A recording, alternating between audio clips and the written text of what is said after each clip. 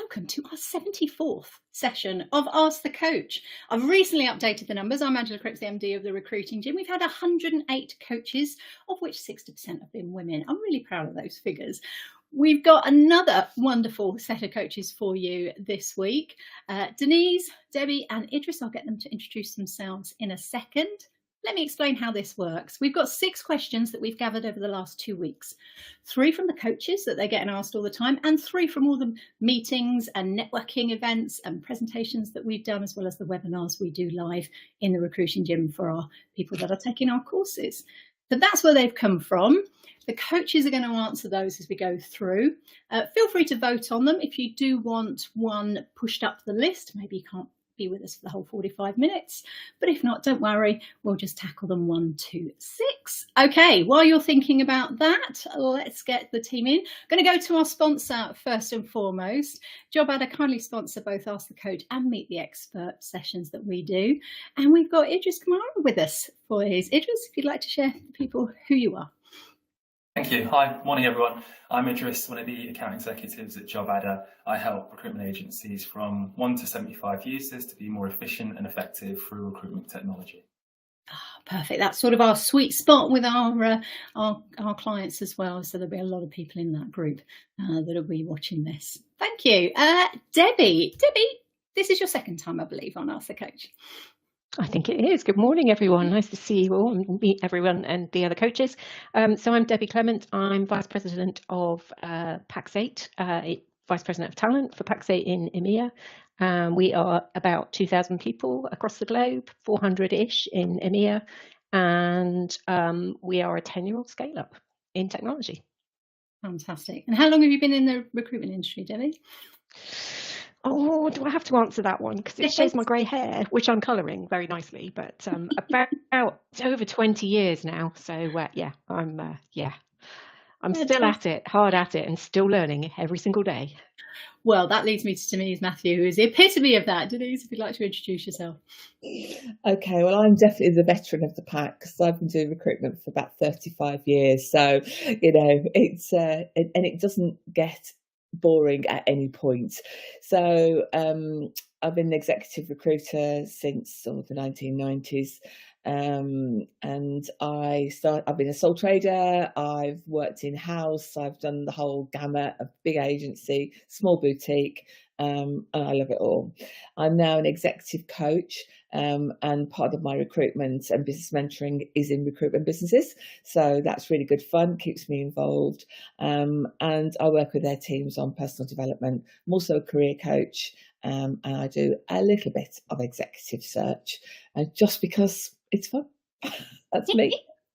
Fantastic. Okay, well, let's dive into the questions then. Who's going for our first one then? We're talking about salaries. So that was you, Debbie, wasn't it? Let's stick it up on the board there and focus on you. So is it okay to still ask candidates what salary they are on now when interviewing them for potential roles? I'll give you the heads up. This was a big heated discussion that we've had this week. Yeah. What's your thoughts on this? Yeah, it is. And sorry, I've got Debbie. Debbie, you answering this one. I've got my people mixed up. No, it's Denise. You mean Denise?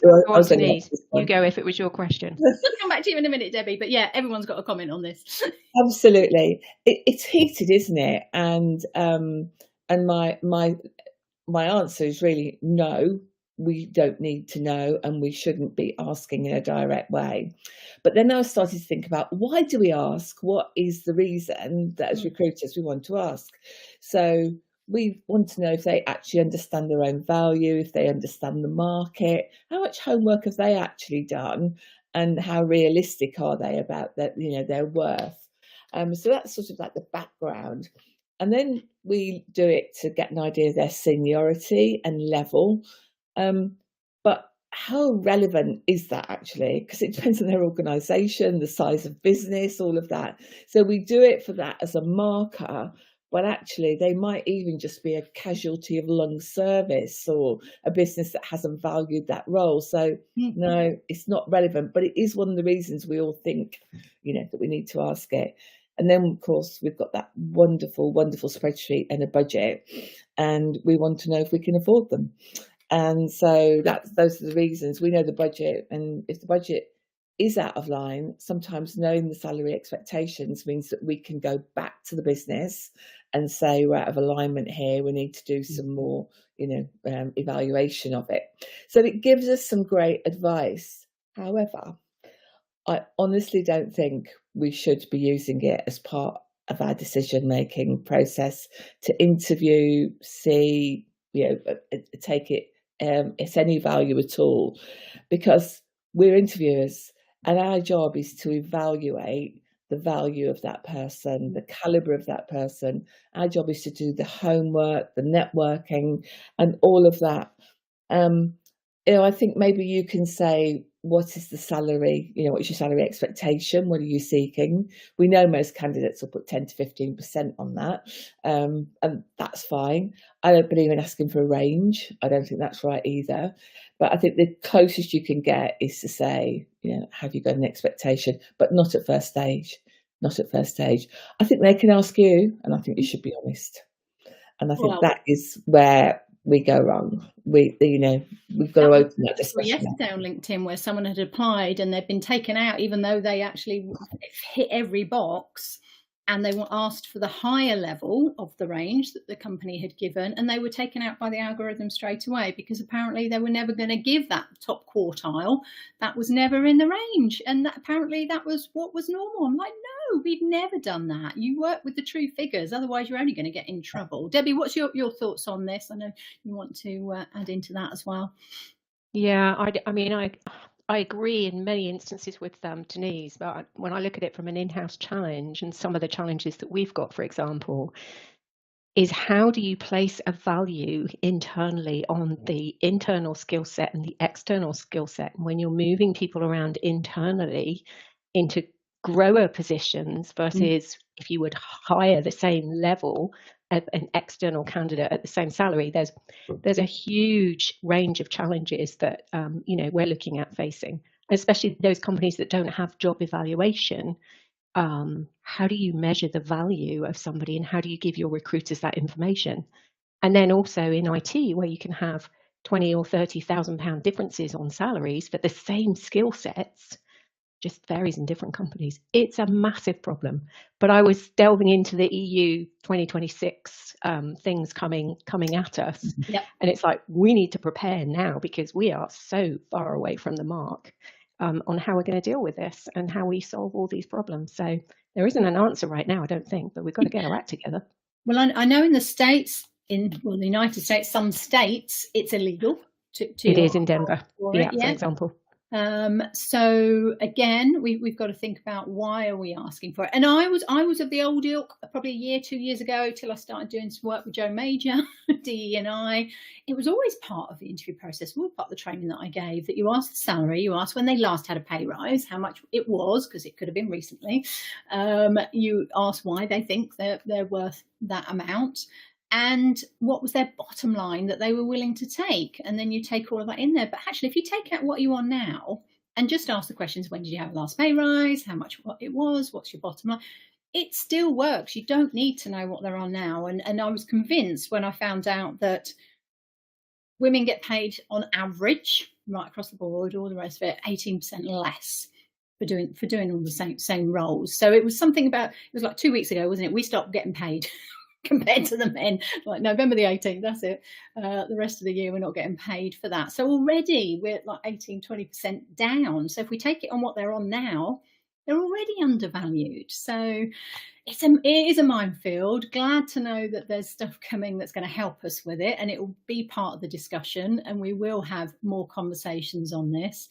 But I think as an interviewer, exactly as Denise said, you can work it out, what that position is worth and what the person will bring to it. And if it is a grower role, then I used to love having 3 pay rises in the first year. So it's sort of 3 months, 6 months, and then a year, little increments, so that by 6 months, hopefully they're at the right place. But if not, they get there by the end of the year as to what you would have paid outwards.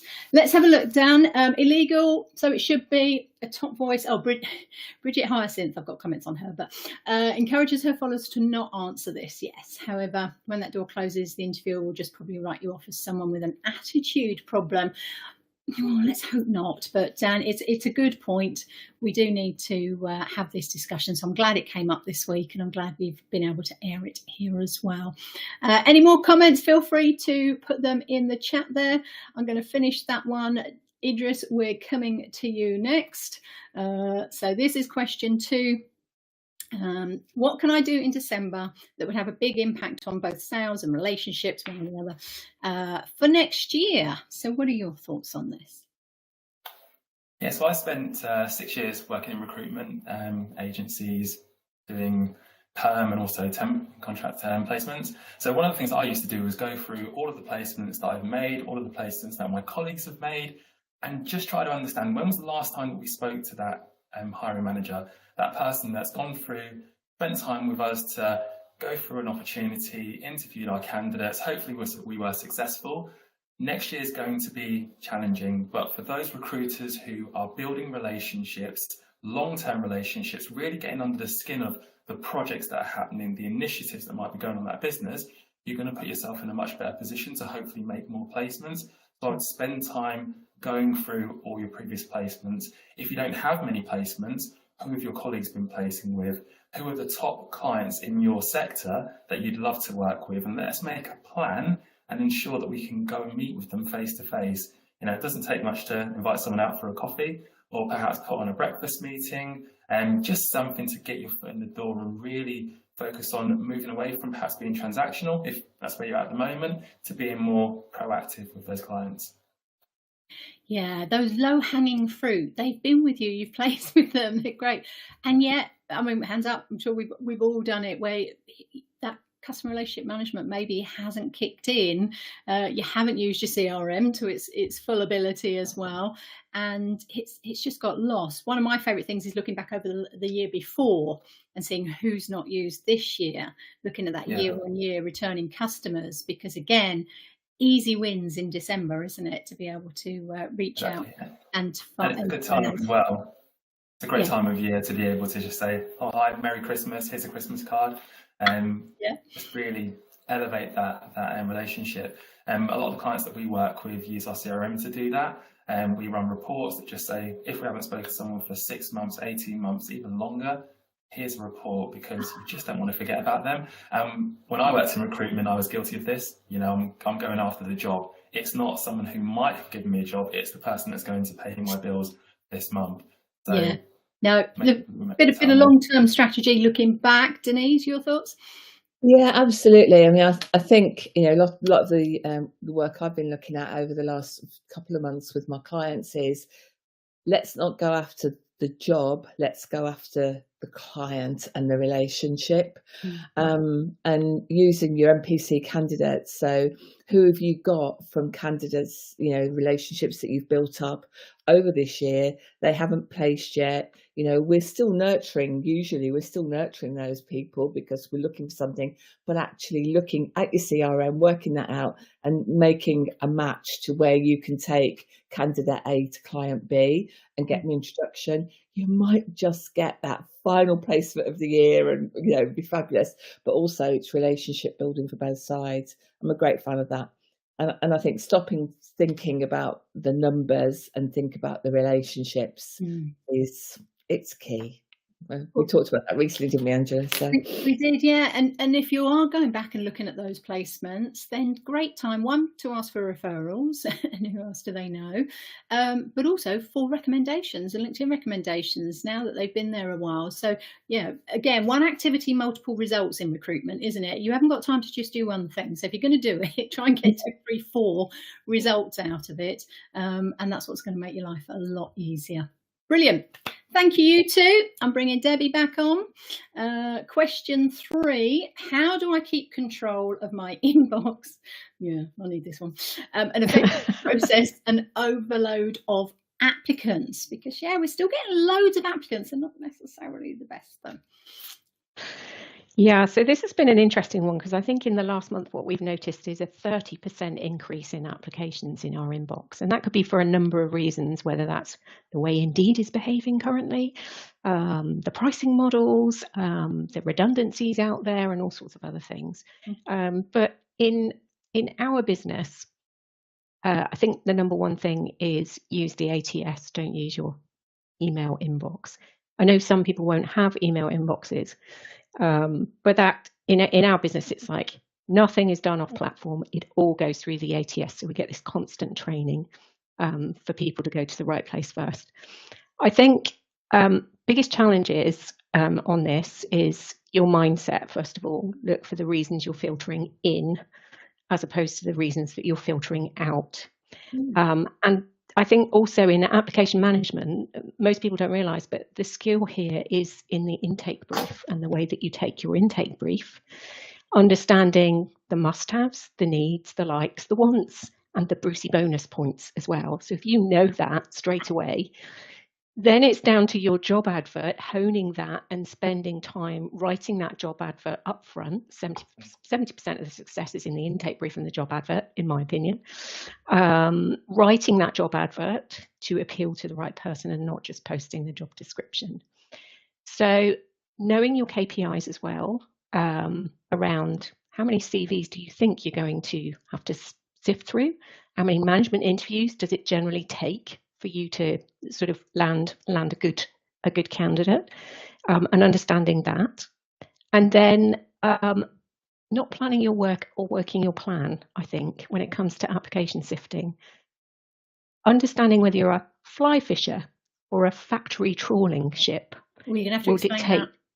that. What is that? Fly fishing, like you've got a very small river to fish in and not very many fish, versus which will dictate your approach, versus you've got thousands of applicants, which is not my field of expertise, but that's your factory trawling mechanism will be completely different to your fly fishing approach. But for us, I can only tell you how we do it. We tier all applicants when they come in based on 5 key criteria, the absolute must-haves in order to progress that person, and we'll tier them on tier 1, tier 2, or tier 3. So when you look down your inbox, you're constantly top grading your applicant pipeline as they're coming in. And we do that exercise every morning. So you're constantly flushing the top graded applicants up to the top. And it means that you can release those tier 3 applicants really quickly. You can look for the curved ball applicants that might fit the grade in tier 2. But that will also dictate the next stage, which is an email introduction while you're CV sifting through another 70 CVs, because we don't have augmented prioritized applicant sifting on our ATS at the moment. But if you're tiering, you get to focus on the best candidates and you get to spend your time with them. And then you get to see how many people have we got. Will that dictate whether I need to source on top of that or whether I don't? So structuring your day, CV sifting in the morning, interviewing 12 till 2, prime interviewing time 4 till 6 as well. Set specific times around your day there and keeping your inbox in check there. And then switching the job off, actually, because if you've got 100 CVs in and generally it'll only take you 60 to fill a role, then there's no point in burning and churning the rest of the market by leaving that job open. You can always switch it back on if you've got that amount of people. That's great to be able to have those figures and that numbers, and it does all come back to the data, doesn't it? Knowing what success like, and this is where I love KPIs, because that's an indicator of your performance. That's key. It's not about activity levels. It's not about the number of CVs that come through. It's the number you need to make the placement, and what's that average, and then that gives you opportunity to plan. Can you just say your plan phrase again? Plan the work and work the plan. Love that. Need to get that in the day. So it's in the workflow, isn't it? It's like CV sift, pump card. I call it a pump card. That's probably a bit old fashioned, but it's like, okay, I haven't got enough information to be able to make a qualified judgment to qualify them into interview stage or not. Or I've got 20 applicants that fit the tier 1 brief, so I'm going to quickly screen. In our business, we spend at least an hour on the phone with the people that we interview, so we have to make sure that we spend that hour time with the right people. Yeah. No, definitely would agree with that. And I could see Idris smiling away when you were talking about the CRM. I'd love to hear others' perspective on how they do it, because I'm sure that we've got things to learn still. Well, those hot candidates, that was the key. It was, what's your top 10 criteria? We do it with the clients, so do it the same with the candidates as well. Who are your high demand candidates? Update that on a regular basis. So whether it's every quarter or potentially, if the market's shifting a lot, every month, And high demand candidates might be fly fishing, might be trawler fishing, because it might be there's just none out there. So I've got to go fly fishing for those. I am a fly fisherwoman, actually. That's what my company name was named off the Kamara fly, as well as a horse. Anyway, another story, another day. But it might be they're high demand because everyone wants them, and it's a big project at the moment, or something new that's coming, and there's loads about. You've just got to do that trawler fishing to get them all, as many as you can, as quickly as you can, because it's only going to be for a certain period of time, maybe, and then it'll move on to something else. So I'm guessing people that can use ChatGPT to its fullest at the moment is something that everyone wants, and to pick out there. And there probably are loads of people. I can't believe it's only been a year since that hit us. They just had their year anniversary, didn't they? And how the world has changed that quickly. I love it when stuff like that happens. It's amazing. Wonderful. Thank you for that. Some great answers in there, and some really key strategy things that people can use to take away, because you're right, all our inboxes get flooded. So have a strategy, have a plan, and work the plan that goes with it as well. Brilliant. Okay, so we're back to Denise for our next question, which is, how much does the EVP contribute to a candidate's decision for it to be shared in the recruitment process? If you can just explain EVP for those that don't know. Yeah, so it's the employee value proposition. And some people think that's about benefits, and of course it's not about benefits at all. It's so much bigger than benefits. And this came up. It became a heated topic in a discussion I was having with a group of recruiters about whether it was benefits or whether it wasn't. And because I heard on a podcast a stat quoted from Gartner, which was that in EVP it decreases employee turnover by 70%. So get your EVP right, and your retention goes right up. It also increases new hire commitment by 30%. So people are attracted to it. And so getting the EVP right, what does it actually mean? And so this is how it became a discussion. And so does it contribute to recruitment? Well, the stats are saying it does, because I think God have done really quite a good survey, because it's a magnet. And I've just had in my career coaching cohort, I've just had somebody that without doubt, it was the EVP that took her to the one she went to. And it was actually a recruiter she went to. And she was interviewing all sectors, and she went to a recruiter. I was so excited because the recruiter had got it so right. It was just, yeah. So it's about, attracting people to us, or attracting people to a client, because they're putting the employee first. So they are talking about the purpose and the values. They're talking about a career path. Another, really awful stat, really, I think, is that 60% of employees are saying that their company's not upskilling them. They're not taking them to their potential, so they feel left behind. What a waste. That's a value proposition. Yeah. So it is about reward and compensation, of course, and about the flexibility. We all know the importance that flexibility has been since, the events of the last few years, about the culture of an organisation, the community, and about the working environment. So if you are working from home, are you being set up properly to work from home? Is anybody bothering to find out if you're working on a kitchen stool, or are they making sure you've got a decent chair and the right arrangements? It's all of that goes into the EVP. And the one that absolutely blew me away was that Gartner did one just in May time this year, that 65% of candidates have withdrawn from a recruitment process because they didn't feel it was an attractive EVP. They didn't feel valued as part of the process. Wow. So I think there's a lot as recruiters and as organisations that can be done. And, we've probably got time for it today, but there's so much that you can do in terms of getting that message over. And as recruiters, we're responsible for that every inch of the journey. And I'm sure you've seen that with different organisations and how they manage that process in terms of making the recruiter, the ambassador, but also, are we using templates which, are uniform? Everyone's doing the same thing. The message is coming through on the recruitment journey.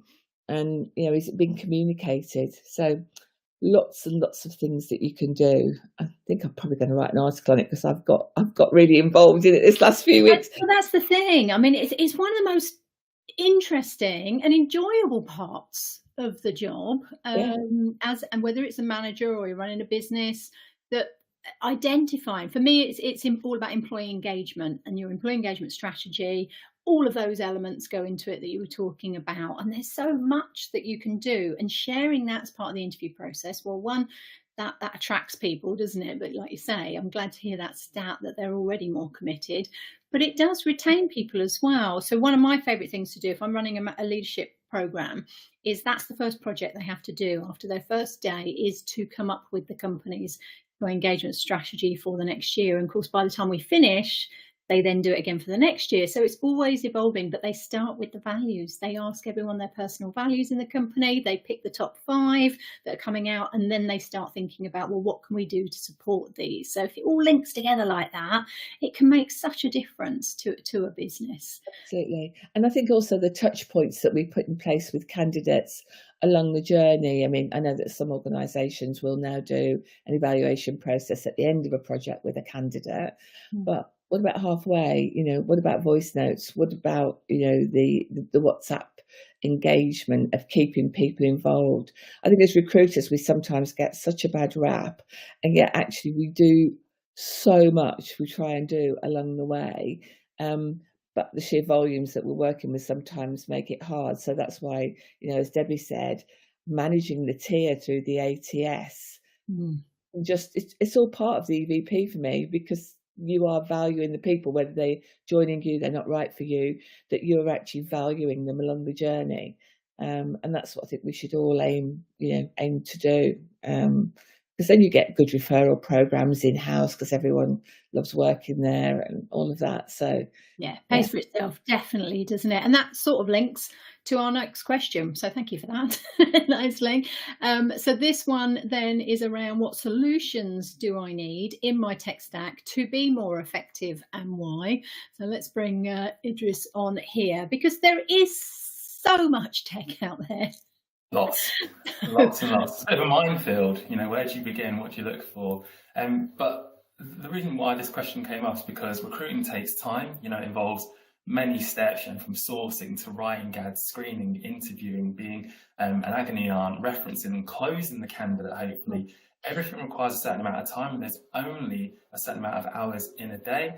So if you think about that, but then outside of that, you've got the nice to have, business development, nurturing, client candidate and check-ins, happy birthday messages.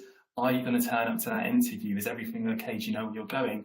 All of these things have to be done. They add a lot of value, but sometimes it's, well, what's going to get me to the money quicker?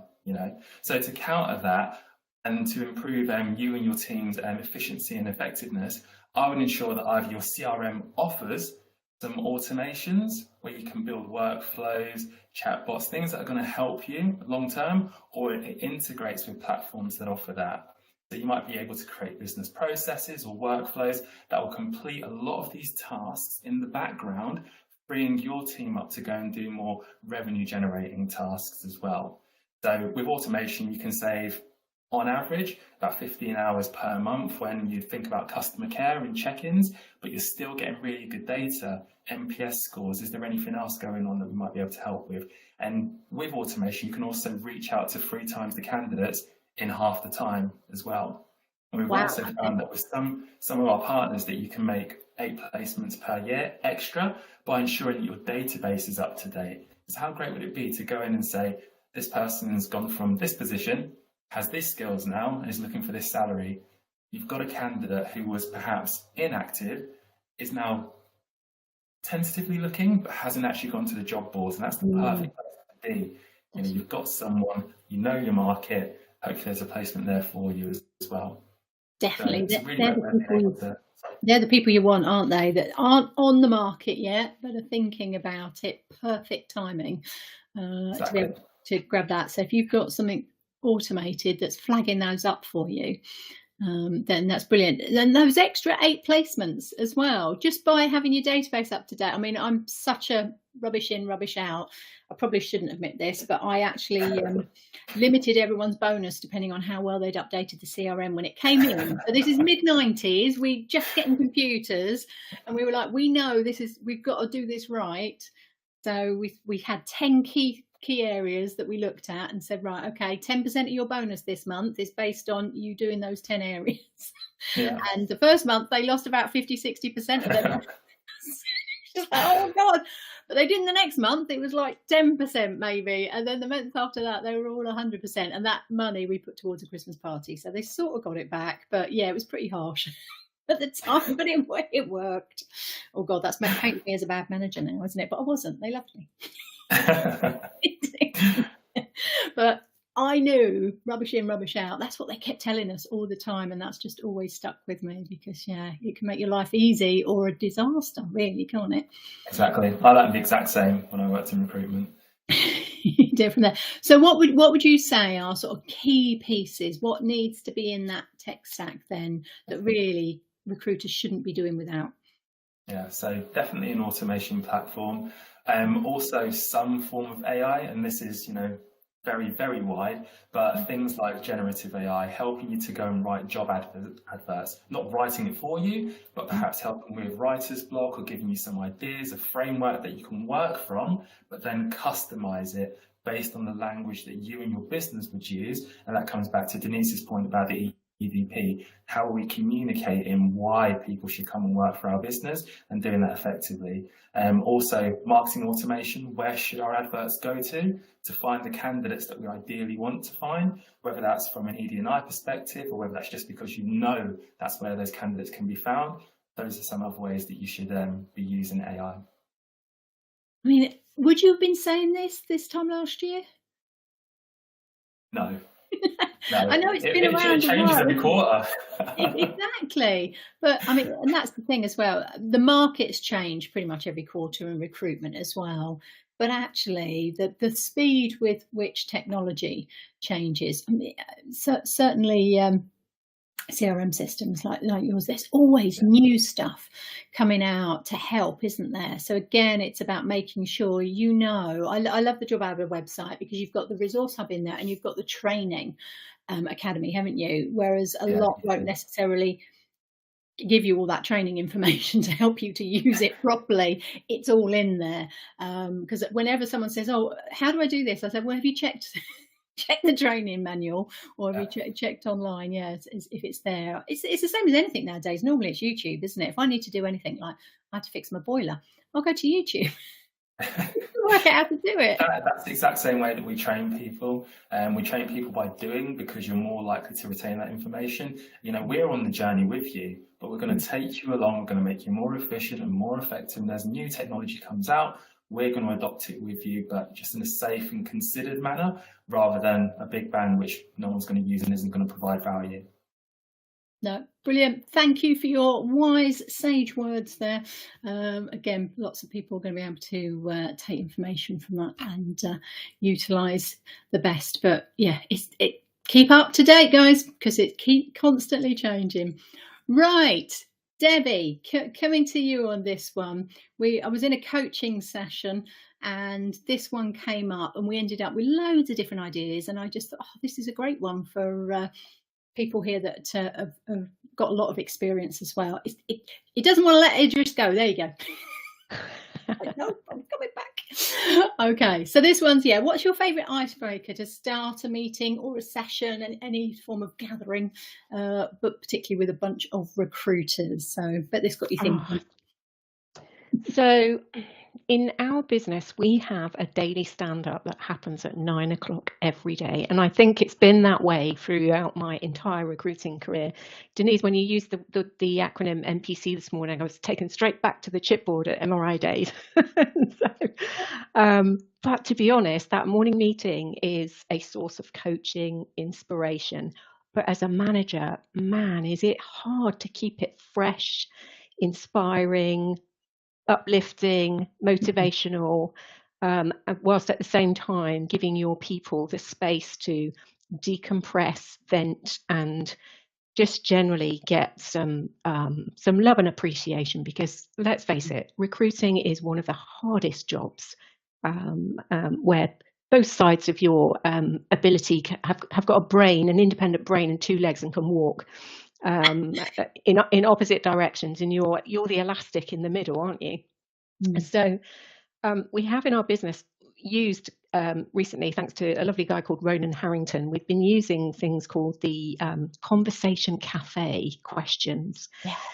Yes. And this is really around, we all work remotely, which I think a lot of people do these days, so we don't really know each other, and knowing each other and building trust in each other at a human level, not just in a recruiting level, is where we use those like questions like what would you have done differently this year, knowing what you learned last year, or what's something I would not know about you that you are particularly proud about, and lots of other lovely questions, and there's spices to them, so they come in chilies, like 1 chili or 3 chilies in terms of hotness or depth, depending on how courageous or brave the person getting the question is feeling.